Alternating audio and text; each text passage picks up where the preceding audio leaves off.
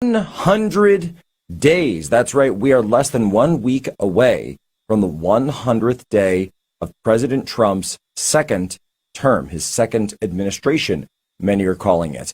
And in fact, I'm pleased to announce and to have heard the president and his team announce last night that they have decided they will, in fact, be holding a massive public rally to celebrate 100 days up in Michigan. I think this is great. I think the fact that the inauguration was itself canceled for President Trump. He wasn't able to have the parade. He wasn't able to celebrate the victory. I think it's big and I think it's important. I hope that there is, in fact, a lot of pomp and circumstance at this rally. I hope that they add some more of those elements so that it's not just a traditional political rally for President Trump, but also a moment for the country and everyone to understand that this country has been changed, has been shaped, and has been shifted because of the events of 2024, but even writ large, the events of the last 100 days. And so what are we talking about, the things that have been done? Look, my top three have always been, and I've been talking about this for years,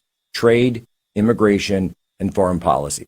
If we are able to change the trade, immigration, and foreign policy, we can change the entire trajectory of this country.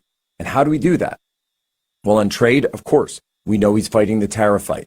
On immigration, look what's happening. The mass deportations. Yes, I know there's fights in the courts, but the administration has completely changed the entire tenor of what's going on. Now, if you get caught in one of these gangs, where do you get sent? El Salvador. You get sent to Bukele, and Bukele will put you away. And then finally, of course, foreign policy, working to wind down the wars, particularly the war between Russia and Ukraine that, as we learned recently, has been run by the United States militarily on the tactical and operational level out of an intelligence command and control suite in Germany.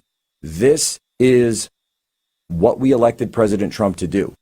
And so I sit there day in, day out and say, you know what? We've got to actually make sure that we get all that across in the swamp, because it is the swamp running these information warfare and 4GW attacks and operations on President Trump, on the administration, Pete Hegseth and others about what they're doing. But let's talk about where the American people are and how they think about this coming up.